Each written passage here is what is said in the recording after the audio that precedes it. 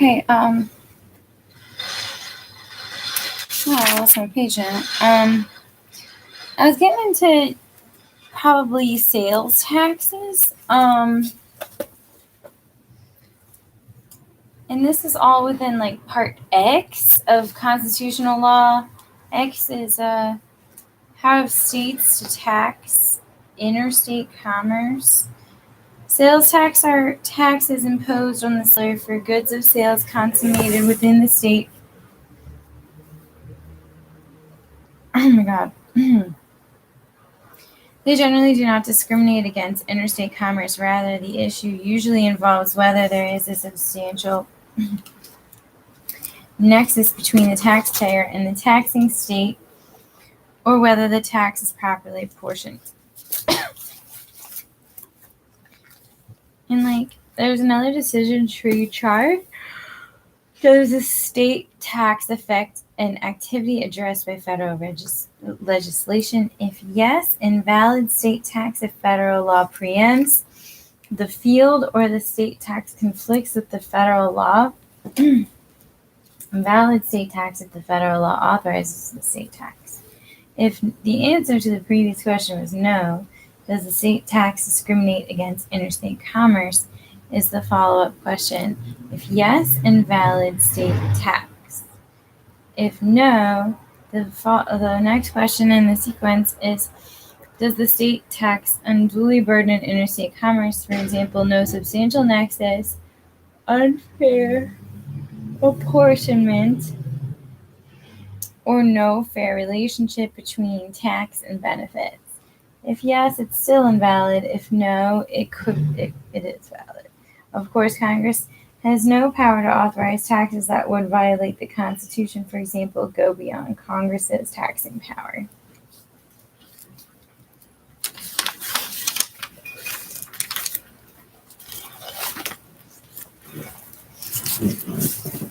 Ad valorem property tax ad valorem property taxes are based on the assessed value of the property in question. No tax on commodities in course of interstate commerce. Commodities in interstate transit are entirely exempt from state taxation. When does interstate transportation begin? Interstate transportation begins when the cargo, 1, is delivered to an interstate carrier, or 2, actually starts its interstate journey. Effective break in transit. A break in the continuity of transit does not destroy the interstate character of the shipment unless the break was intended to end or suspend the shipment. When does interstate shipment end? The interstate shipment usually ends when the cargo reaches its destination. Thereafter, the goods are subject to local tax. Tax on instrumentalities used to transport goods interstate. The validity of ad valorem property taxes on instrumentalities of commerce, for example, trucks and airplanes, depend on whether the instrumentality has acquired a taxable situs in the taxing state, i.e., whether there are sufficient contacts with the taxing state to justify the tax, and 2, whether the value of the instrumentality has been properly apportioned according to the amount of the contacts with each taxing state. Taxable situs. An instrumentality has a taxable situs in a state if it receives benefits or protection from the state. There may be more than one taxable situs. Example, an airplane was held to have a taxable situs in a state, even though the airline owned no other property in the state, because the airline made 18 regularly scheduled flights daily from a rented depot in the state. Apportionment requirement. A tax apportionment on the value of the instrumentality will be upheld if it fairly approximates the average physical presence of the instrumentality in the taxing state. The taxpayer's domiciliary state can tax the full value of the instrumentalities used in interstate commerce unless the taxpayer can prove that a defined part thereof has acquired a taxable status elsewhere. Part E, within Part X, privilege, license, franchise, or occupational taxes. These so-called doing business taxes are generally permitted. Such taxes may be measured by a flat amount or by a proportional rate based on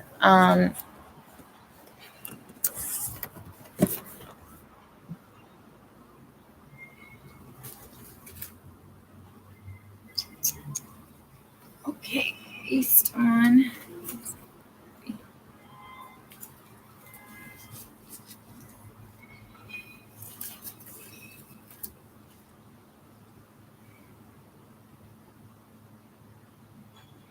contact with the taxing state.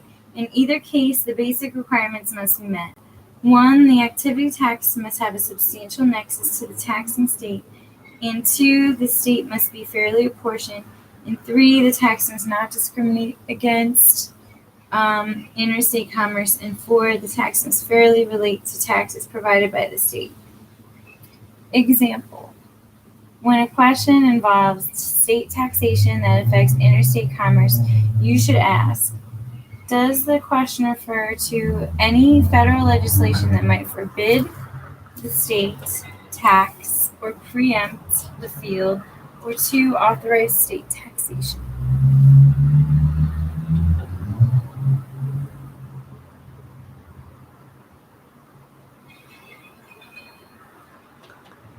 Two, if neither of these possibilities is dispositive,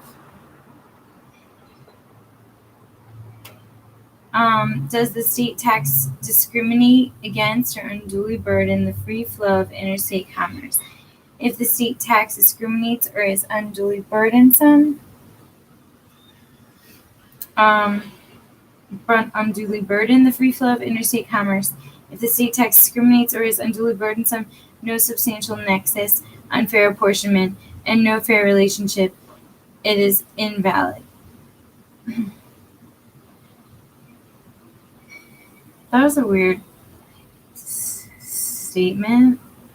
So when a question involves state taxation that affects interstate commerce, you should ask, does the question refer to any federal legislation that might forbid the state tax or preempt the field or authorize state taxation?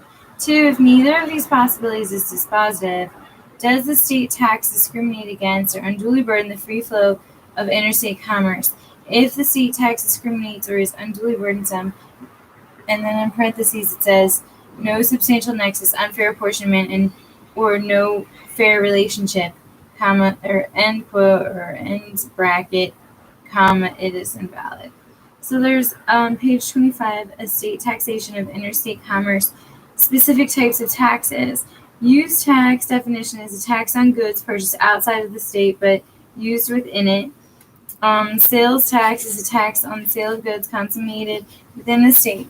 And the tax on assessed value of property is your ad valorem tax. And then the privilege, license, franchise, and occupational tax is a tax placed on some activity doing business tax. And then validity under Commerce Clause by section, use tax is valid unless higher than sales tax.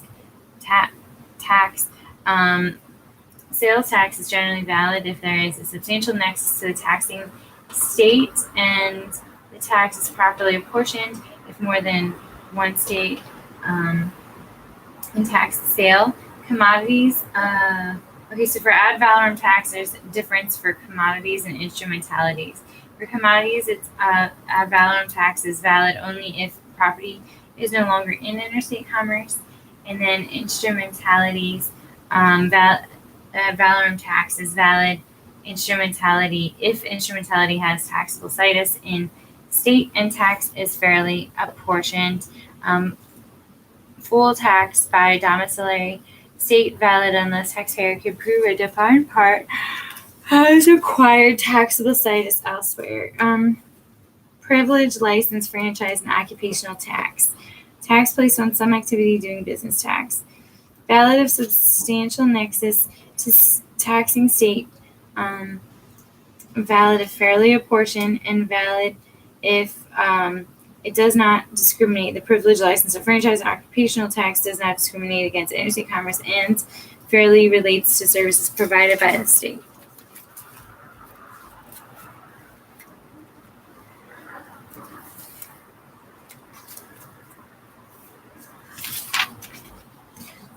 So we're now in section 11, power of states to tax foreign commerce. I actually read this already. Import-export clause and the commercial commerce clause generally limit the state's power to tax foreign commerce. Now we are entering into part 4, individual guarantees against governmental or private action. Limitations on power and state action requirement. The Constitution sets the minimum threshold of rights. States are generally free to grant broader rights than those granted by the United States Constitution. The Bill of Rights.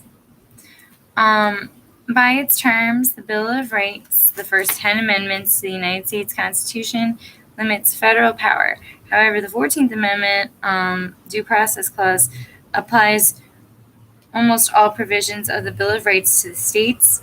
Exceptions, the most notable exception to incorporation are the Fifth Amendment prohibition of criminal trials without a grand jury indictment and the Seventh Amendment's right to jury trial in civil cases. I could have sworn, I guess maybe it just doesn't matter, right? But there's a protection against stationing soldiers in one's home. And I know that's probably not been questioned, so it's not been incorporated. Nonetheless, the 13th Amendment.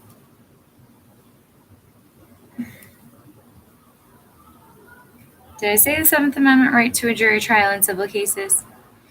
If not, just a reminder. 13th Amendment. 13th Amendment prohibits slavery and involuntary servitude, which the court has defined as compulsion of labor through the use or threat of physical or legal coercion. Under the 13th Amendment Enabling Clause, Congress can prohibit racially discriminatory action by anyone, the government, or a private citizen. 15th Amendment. The 14th Amendment prevents states from depriving any person of life, liberty, or property without due process and equal protection of the law. The 15th Amendment prevents both the federal and state governments from denying a citizen the right to vote on account of race or color. Specifically, private conduct is prohibited by these amendments. Only where some state action is involved, purely private conduct may be prohibited. However, on a separate constitutional basis, such as the Commerce Clause, the scope of congressional power under the 14th Amendment. Section 5 of the 14th Amendment gives Congress the power to adopt appropriate legislation to enforce the rights and guarantees provided by the 14th Amendment. Under Section 5, Congress may not expand existing constitutional rights or create new ones. It may only enact laws to prevent or remedy violations of rights already recognized by the courts. To adopt a valid law, Congress must point to a history or pattern of state violation of such rights and adopt legislation that is congruent and proportional, i.e. narrowly tailored to solving the identified violation.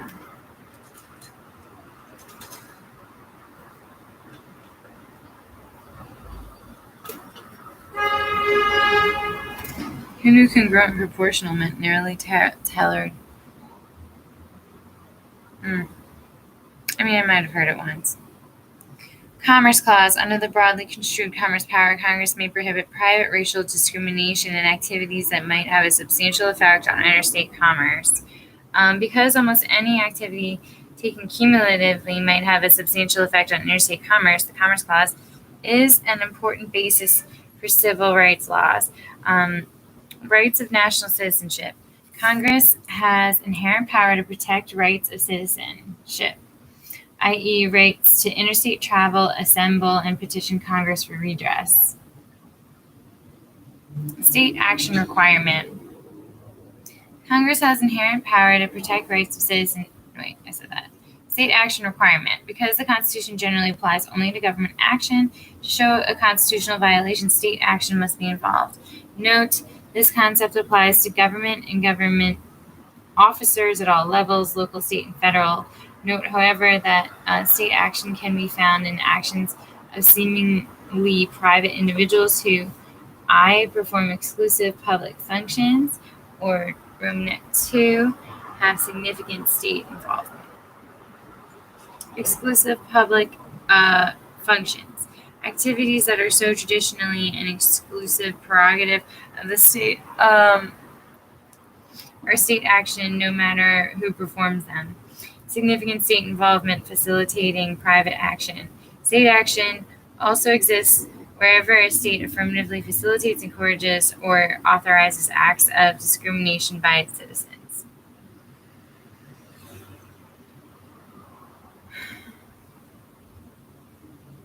State action versus no state action. State action, running a town, conducting a election, that's a public function. Significant state involvement is enforcing restrictive covenants prohibiting sale or lease of property through the use of state courts, leasing premises to a discriminatory leasee where state involves extra benefit from the discrimination. For example, symbiotic relationship exists, allowing state official to act in discretionary manner under color of state law, administering a private discriminatory trust by public officials.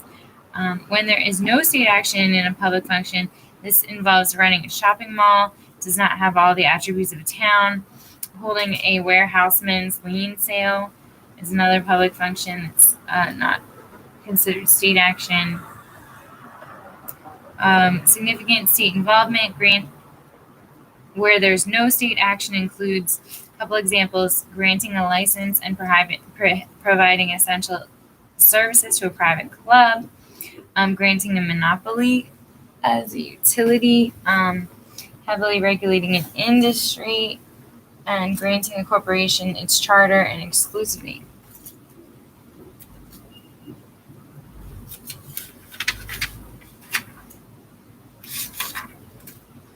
Exam tip on the bar exam: remember that the state must be significantly involved in the private entity. Mere acquiescence by the state in private conduct is not enough. Although states are not constitutionally required to outlaw discrimination, they are only forbidden to facilitate, encourage, or authorize it. Retroactive legislation, this is part 13. A, contracts clause, impairment of contract. The contract clause limits the ability of the states to enact laws. Gosh,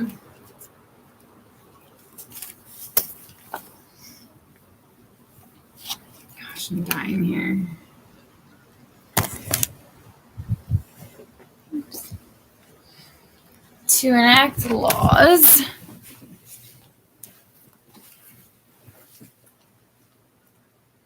that retroactively impair contract rights.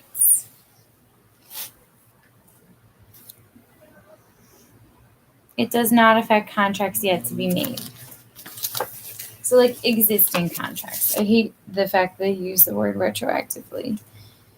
Anyway, not applicable to federal government. There is no comparable clause applicable to federal government, but flagrant contract impairment would violate the Fifth Amendment due process clause.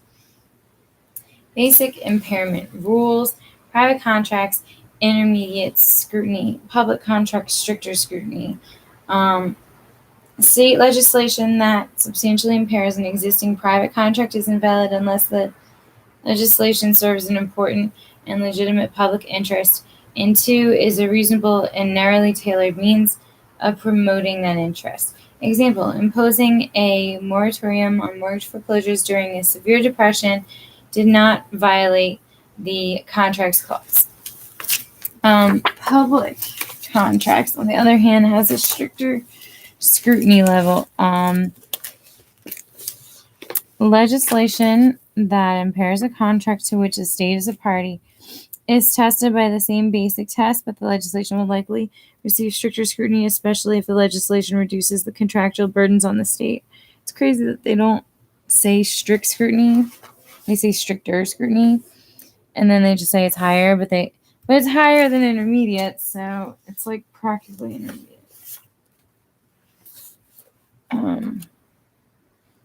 Now, ex post facto laws. The state or federal government may not pass an ex post facto law, for example, a law that retroactively alters criminal offenses or punishments in a substantial or prejudicial manner for the purpose of punishing a person for some past activity. The statute retroactively alters a law in a substantially prejudicial manner if it, Romanet 1, makes criminal an act that was innocent when done. Romanet 2 prescribes greater punishment for an act than was prescribed for the act when it was done. Or Romanet 3 reduces the evidence required to convict a person of a crime from what was required when the act was committed. Note that the Due Process Clause of the 5th and 14th Amendments similarly prohibit courts from retroactively interpreting criminal laws in an unexpected and indefensible way.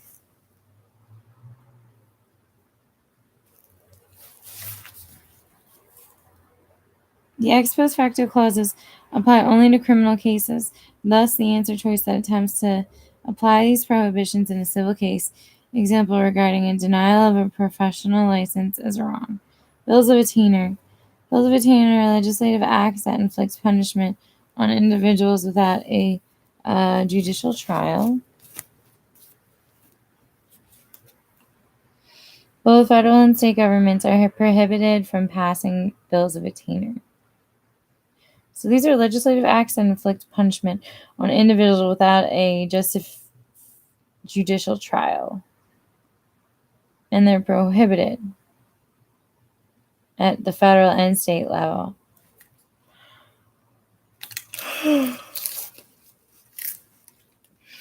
Okay, due process considerations. If a retroactive law does not violate the contract's ex post facto or bill of attainder clauses, it still must pass muster under the due process clause. If the retroactive law does not relate to a fundamental right, it need only be rationally related to a legitimate government interest. Procedural due process.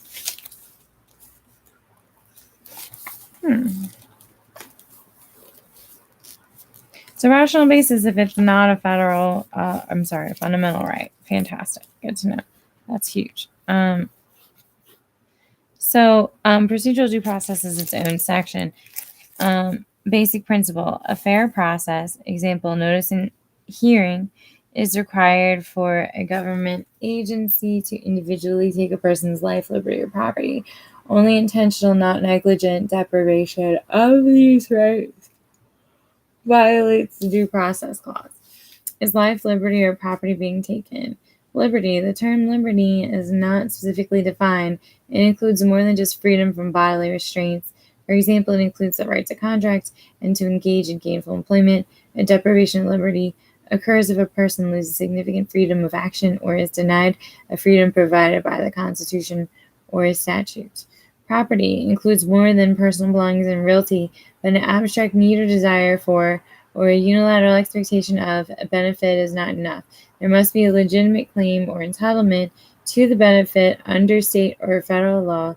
Examples of property interests include continued attendance at public school, welfare benefits, and in some cases, government employment. Exam tip.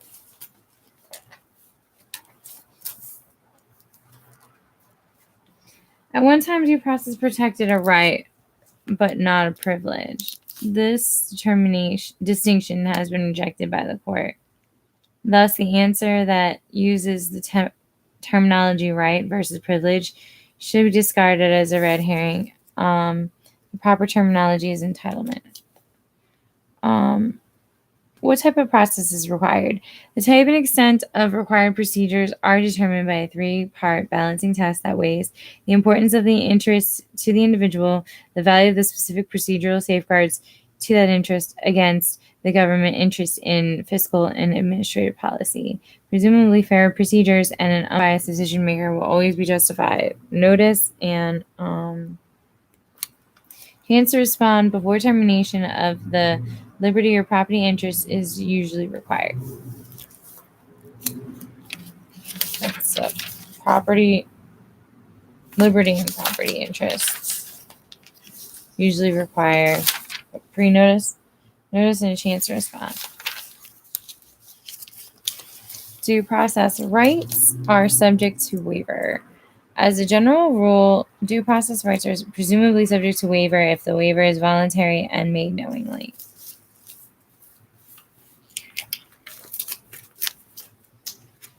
Access to the courts. Indigent plaintiffs. Government fees. Example, court filing fees must be waived when imposition of a fee would deny a fundamental right of the indigent to the indigent. See infra for discussion of fundamental rights. Thus, for example, a marriage license or divorce court filing fee, privacy rights, or filing fee for candidates or electoral office, voting rights must be waived. However, fees can be imposed when non-fundamental rights are involved. For example, fees for bankruptcy, discharge, and review of welfare termination.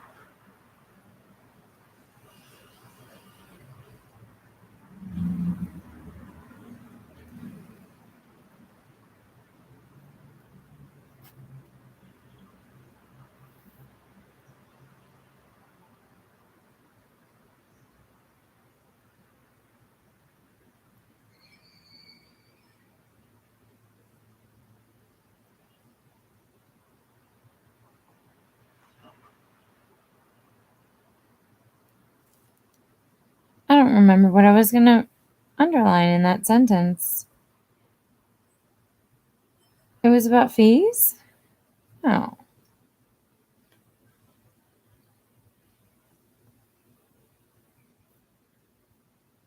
That's weird. Well, it says government fees must be waived when imposition of a fee would deny a fundamental right to an indigent. For example, a marriage license and divorce court filing fee or filing fee for candidates for electoral office voting rights must be waived.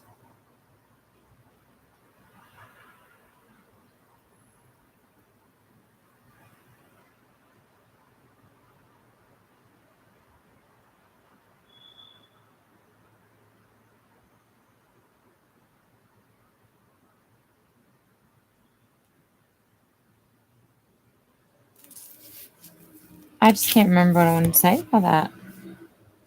Access to the court section. Type of process required.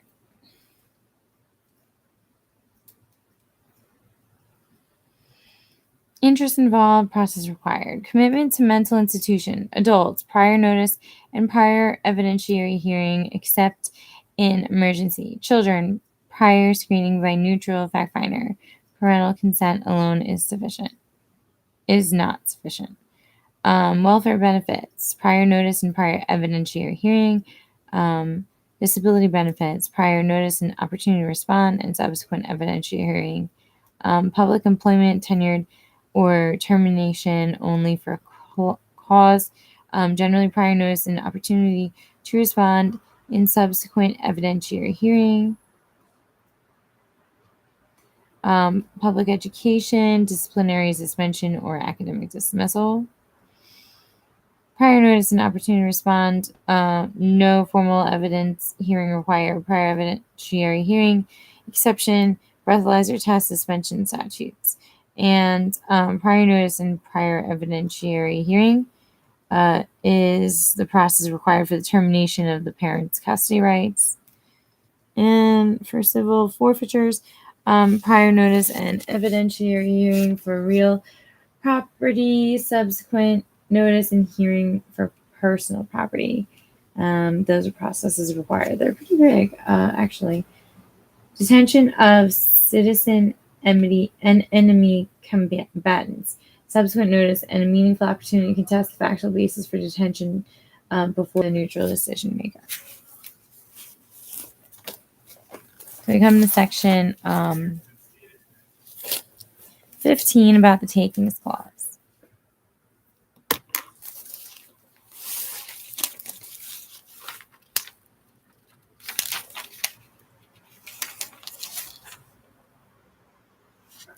I'm just going ahead to see if there is a part 5.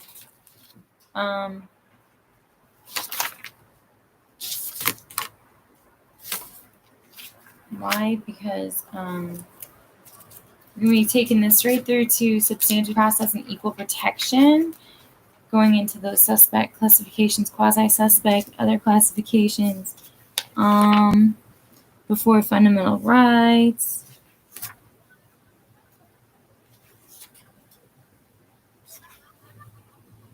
Part 5 will be the First Amendment freedoms on page 44.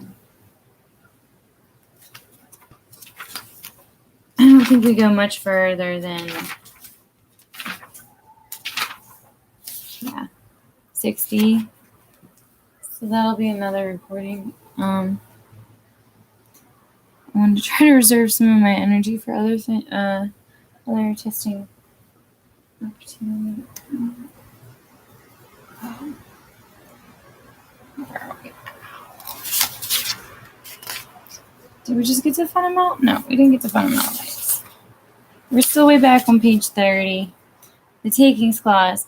The Fifth Amendment provides that private property may not be taken for public use without just compensation. This rule is applicable to the states via the 14th Amendment. The taking clause is not a source of power for taking, but rather is a limitation. Taking includes not only physical appropriations, but also some government action that damages property or impairs its use. Property subject to the takings clause includes personal property as well as real property. Public use limitation liberally construed. If the government's action is rationally related to a legitimate public purpose, for example, for health, welfare, safety, economic, or aesthetic reasons, the public use requirement is satisfied. Authorized takings by private enterprises are included if they redound to the public advantage, for example, railroads and public utilities.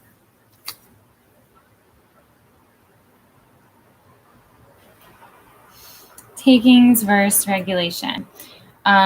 A crucial issue is whether the government action is taking requiring payment of just compensation or merely regulation not requiring compensation.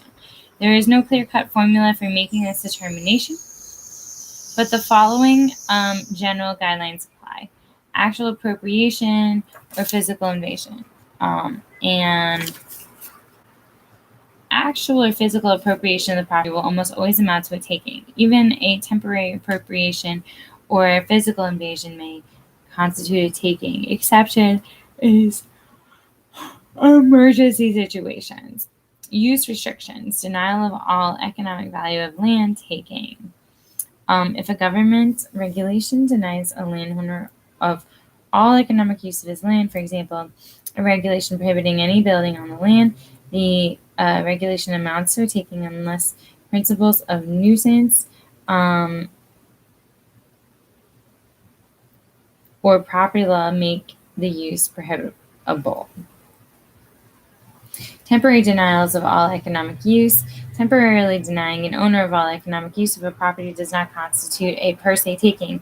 Instead, the court will carefully examine and weigh all the relevant circumstances, the planner's good faith, and reasonable expectations of the owners, the length of the delay's actual effect on the value of the property, etc., in order to determine whether fairness and justice require compensation.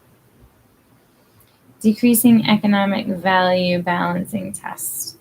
Generally, regulations that merely decrease the value of property, for example, prohibit the most beneficial use, do not amount to a taking if they leave an economically viable use for the property. The court will consider the social goals sought to be promoted, number 2, the diminution of value to the owner, and number 3, whether the regulation substantially interferes with distinct investment expectations of the owner.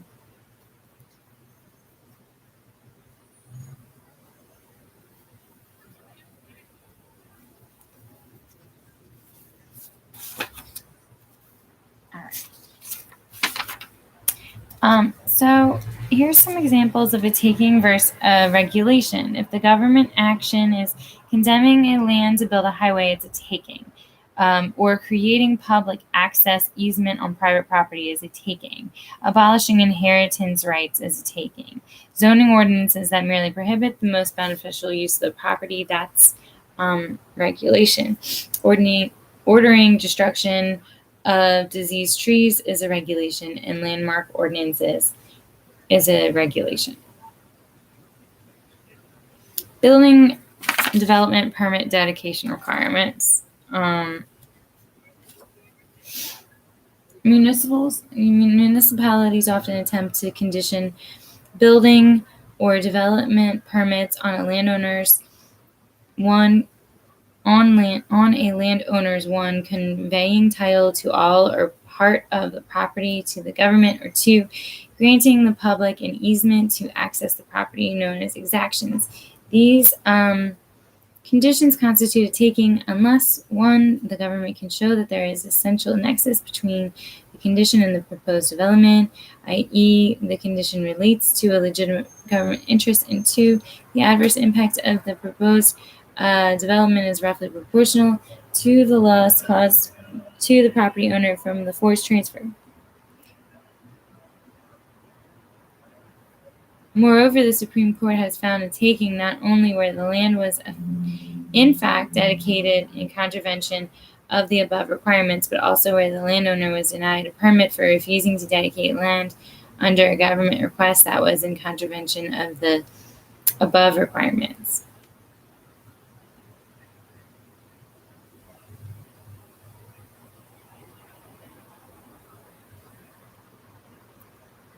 So these are like exactions.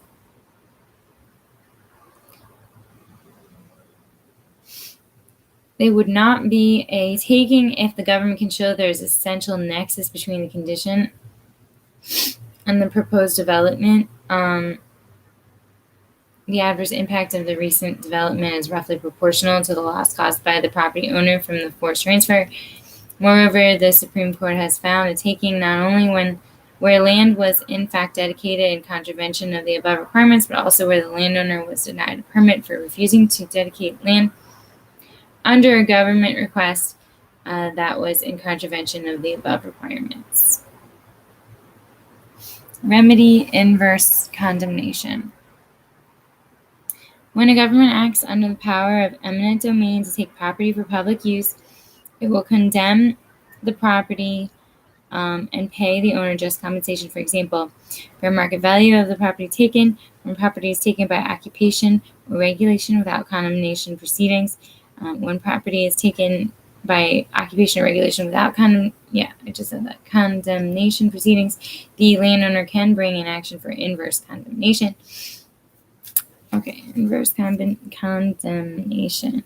If the court determines that the government action amounted to a taking, the government will be required to pay the property owner just compensation for the property, or terminate the regulation and pay the owner for damages that occurred while the regulation was in effect. Example: temporary taking damages. And just compensation. Just compensation usually is measured by the fair market value of a property taken at the time of the taking. The measure is based on the loss to the owner increases in value to the owner's remaining property as a result of the taking are not considered. In worthless property, just compensation measured by the loss to the owner, not by the gain to the taker. Thus, while property that is worthless to the owner can be the subject of a taking, no compensation need be paid when it is taken. I need a tissue before I start getting into Introduction to Substantive Due Process and Equal Protection.